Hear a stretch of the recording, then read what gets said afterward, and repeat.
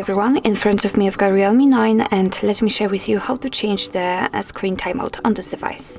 So first of all, let's find and open the settings, let's tap on it, and here we have to scroll to find the display and brightness.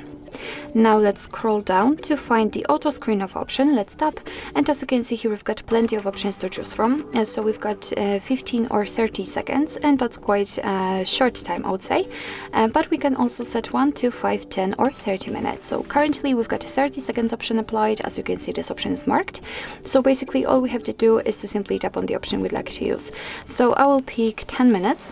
And as you can see, it is notified right here, which means that from now on, after 10 minutes of inactivity, this device will black out.